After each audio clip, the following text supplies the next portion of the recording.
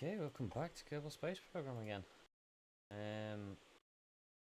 I haven't unlocked much more, to be honest with you.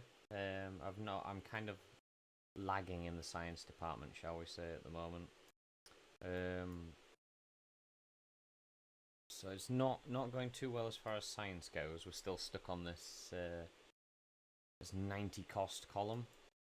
I've still got loads of stuff to unlock. But basically, I didn't want to progress too fast and too far without understanding how all the rockets work properly. So, well, I'll show you. I have progressed in the actual sort of rocket building area. So what we've got now is finally made it to the moon. I've managed to get a low lunar orbit for altimeter readings. So here we are. We have a probe currently flying around the surface of the moon, gathering altimeter data.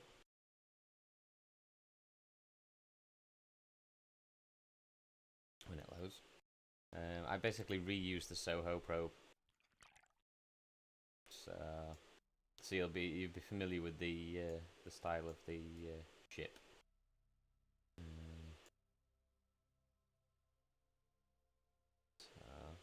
As you can see, it's pretty much out of everything except RCS. It has translation power, that's it, and the main tank's completely dry. Got no Delta V left, not officially anyway. But we did manage to get into pretty much a circular polar orbit. So with the moon rotating underneath us, we are beginning to collect a surface scan of the area. As you can see. There is one, if I open the big map, there is one problem with the moon that I have noticed. And that's that the moon rotates very little for each orbit I am doing. Bearing in mind I can't actually go any higher. For each orbit I'm doing, it is unfortunately, well, you can see, look, so here's the blue line is the current orbit, and the other way around, sorry, the orange line is the current orbit, and the blue line is what the orbit will look like next rotation. And as you can see, basically, I'm creeping very, I will get 100% coverage, but I'm creeping ever so slowly across the surface. There's almost no variation in the orbital path because the moon just rotates so little each revolution, and I'm already at 500k, which is unfortunately the limit for the sensor. So it's at the ideal altimeter. I read it in the VAB. It's got a limit of 500. So if I go above 500, it will stop scanning. But if I stay below 500, every rotation of the moon I do has very little effect. So it's going to take a long time to get surface data of the moon, unfortunately. I think when I first started, the orbital path crossed that crater there. So we've moved, I don't know, a fraction of the surface. The frustrating thing is basically most of the width of the satellite scanning range. So you see this wide band, this is basically wasted because next orbit it will move to here. But I've already got 90% of what it'll scan next orbit, so that's why it's progressing really slowly, unfortunately. I do have RCS thrust left, so I could incline it slightly and try and force more data, but I don't want to lose the fact that I'm in a position where I can get 100%. So, but anyway, so that's the satellite we managed to get in orbit around the moon.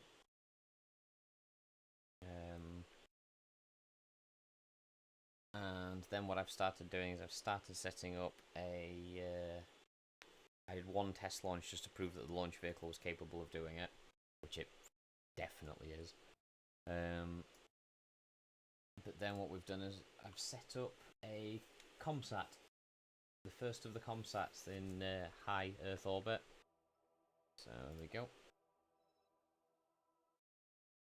Go to the ComSat. Now this is new design. This one I'll show you in the VAB in a second, but this is a new craft. new satellite design.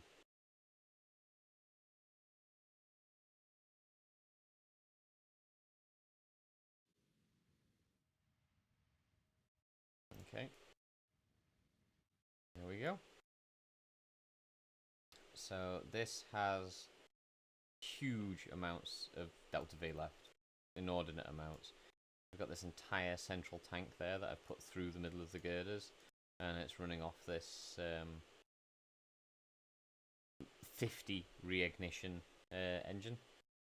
So we're not doing too bad actually. If we need to, there's this entire stage down here, as I say, which could. I mean, this has the energy generation. As soon as I disconnect from this bottom stage, I will lose the ability to regen energy. But if I shut down all of my antennas, because everything's running at the moment, all my antennas are running.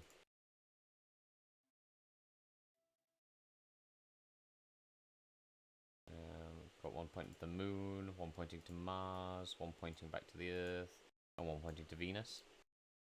And the big dish for ready for deep space stuff is pointing at the active vessel. And then what we've got is we've got 4 of these 4 megameter range omnidirectional antennas, which were in a 3.5 megameter holding orbit. So I've got it set up on advanced orientation as well, so that it will always keep the solar panels pointing perpendicular to the sun, always, because this does not have anywhere near the amount of storage. Bearing in mind it's got 1, 2, 3, 8, 9 communication satellites running at the same time. There is a stage above this, which I'll show you in the VAB rather than detonate the interstate, decouple the interstage fairing, because I can't anyway without cutting off the solar panels. But yes, this is the first. I'll alter the camera so you can see better. This is the first of one of these comsats, and then what I'm going to do is, when I find out where's Cape Canaveral. Nope. Basically what we're going to do is we're going to launch another one into the same altitude but on a different orbital path.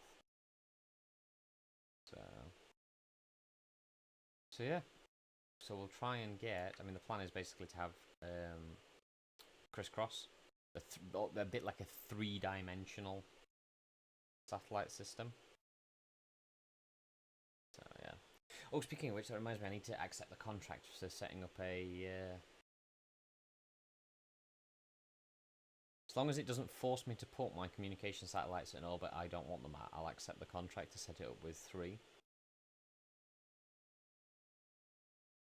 Or I might do 4, depending on how it's looking, because I want to do a 3-dimensional one, rather than just 3 or 4 satellites making a square or triangle around the planet at geosynchronous orbit. What I want to do is alter the inclination of them, even though they're at the same orbital path, orbital period, sorry.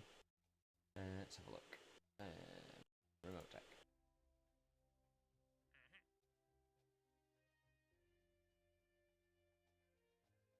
You see, it's wanting to make me put them above 6.3 megameters.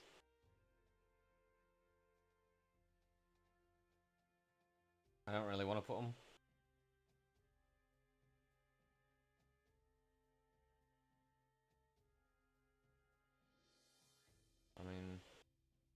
I could have a bit of a redesign and push them out a bit further, but if I got above 4 megameters, I've got 4 antennas on my 4 omnidirectional antennas on my comsats that are no good.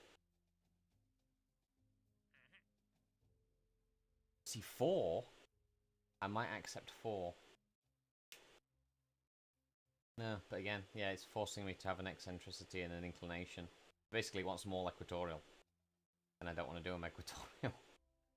That's exactly what I don't want to do. So unfortunately, I can't accept the contracts because I'll never complete them. Outpost on the moon.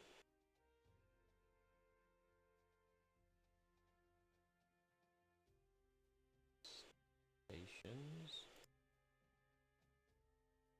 Oh, that's right. Yeah, we've got 2 really quick, easy contracts to do. And then I'll show you the rockets. So you get some really quick income. Because we have...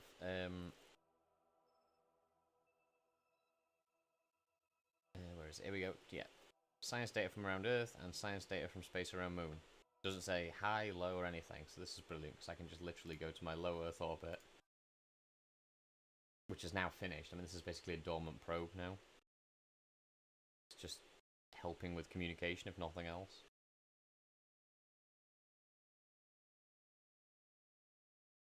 I mean, I could deorbit it, but it'd never survive re-entry.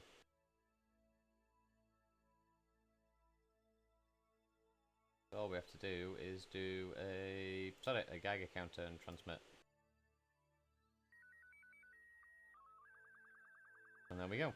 Science data from around Earth is complete. We got 3 signs for that.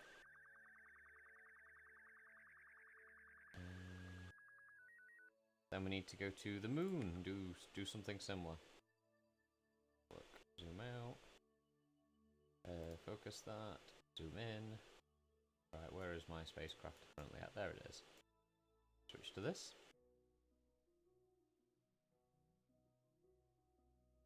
Yeah, I just saw them and they were really, since I already had, it doesn't say new vessel. I can use any vessel. Then kind of makes no difference really, just transmit science data and there we go, done.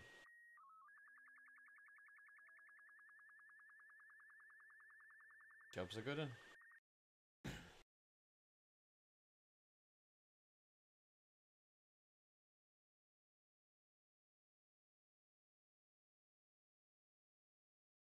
Oh.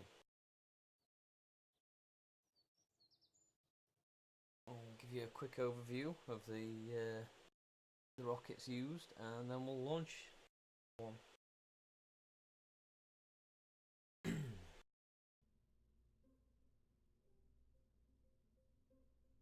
Go.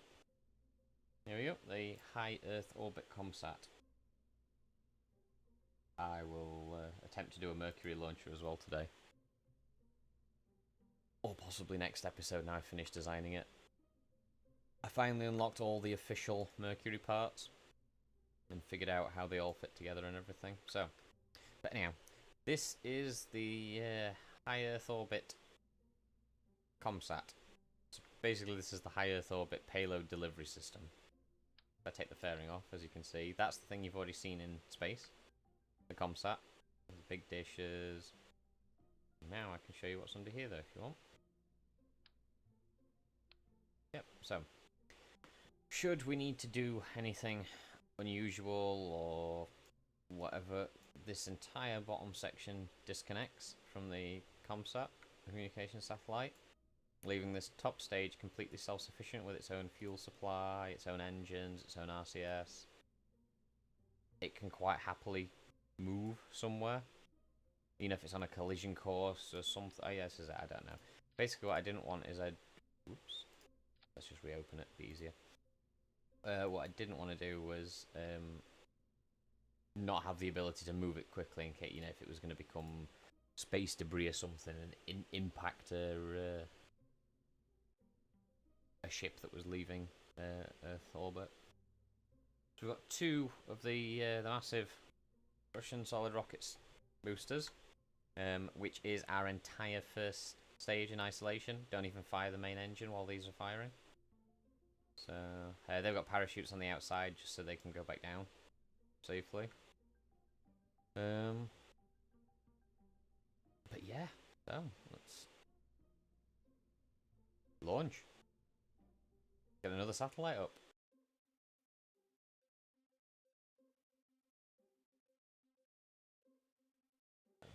Now launches, because they take a while, I'm basically not going to talk through the next good chunk of the launch really, just so that I can speed it up in post-production, etc.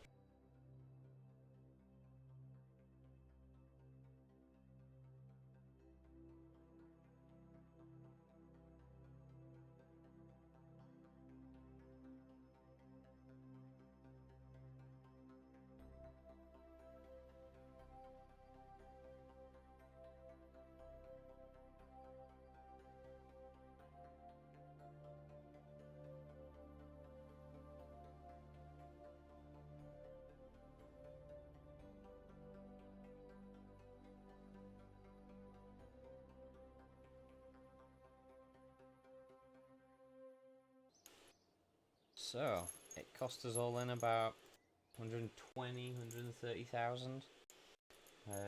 It would have cost a lot less if I hadn't kept knackering up the stage recovery stuff.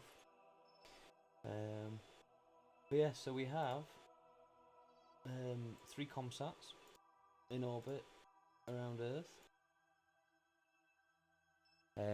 I probably am going to launch one more to fill that angle there, that gap. And I'm going to rotate that one up. It's basically I've got to fine tune a few of them, etc. But within Spit, they're up, they're stable, they have their own fuel to perform maneuvers, so we're pretty good.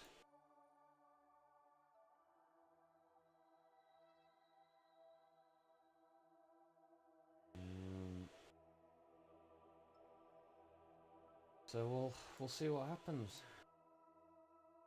They're doing a good job so far.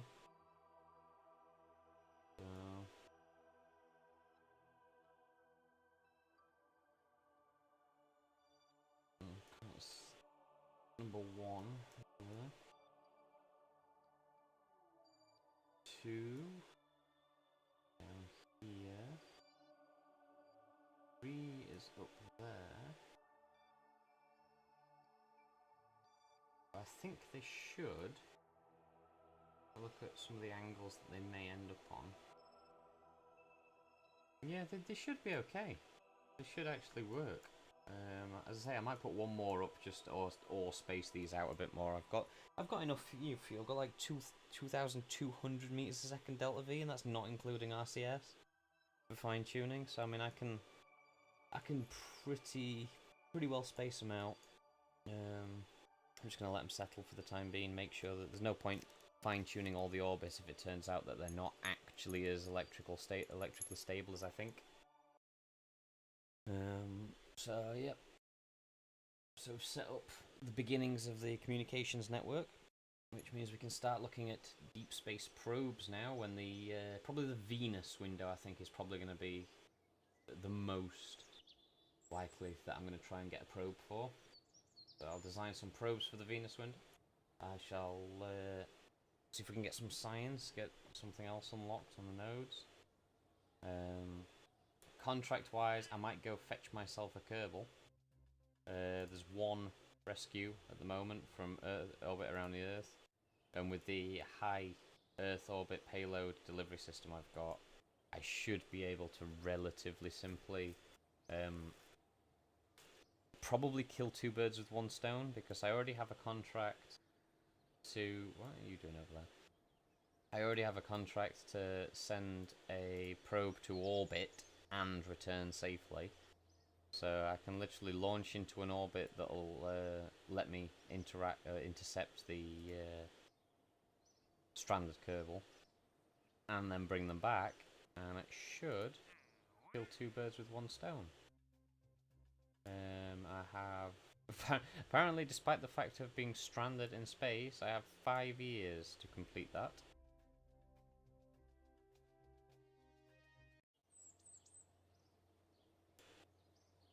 What we'll do though is we'll add a contract for... There you go. 2,000 days. So basically, we'll have passed all the transfer windows before having to rescue him from space. So I think we're gonna be okay. I'm pretty sure that's the only one of mine that has a time constraint at the moment.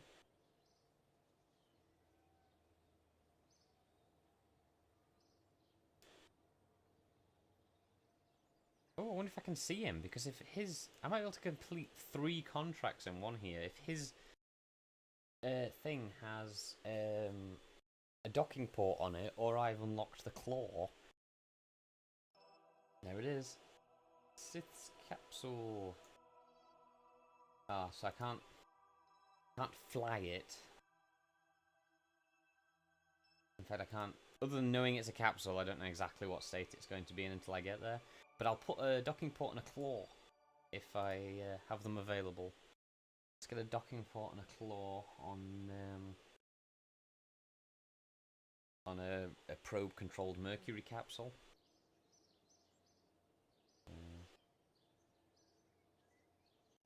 Yeah. Right, well, I said, sorry, so much of this episode is going to be basically fast-forwarded post-production footage of me setting up the communications satellites. But we now have the beginnings of an effective communication network around Earth. So I couldn't risk sending hundreds of thousands of dollars worth of probes into deep space and trying to get interplanetary probes out unless I was certain I had the capabilities to talk to them. So,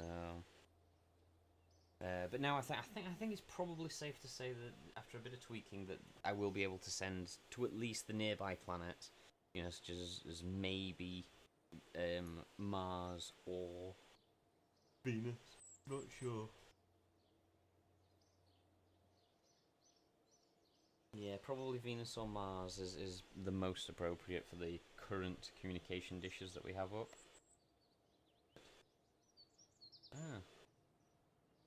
Right, well, I hope you've enjoyed this episode. We are slowly progressing. I mean, it is only, what, 15th of March 1951? And we're not doing too bad. We've managed to... We're busy scanning the surface of the moon so that we'll understand where to send some impact probes, and then following that, where best to land on the moon. We have scanned our entire own planet, and now we're in the process of setting up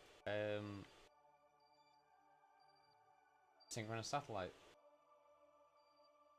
Or some kind of comms relay is probably the best way to put it, because I don't think they are geosynchronous. The idea is just to get them at the right angle and altitude so that they can always talk to each other in a circle. Doesn't matter whether they overlap.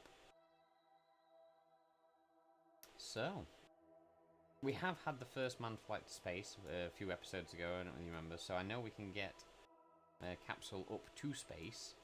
The question is, can we accurately dock going forward, or grab onto, or something?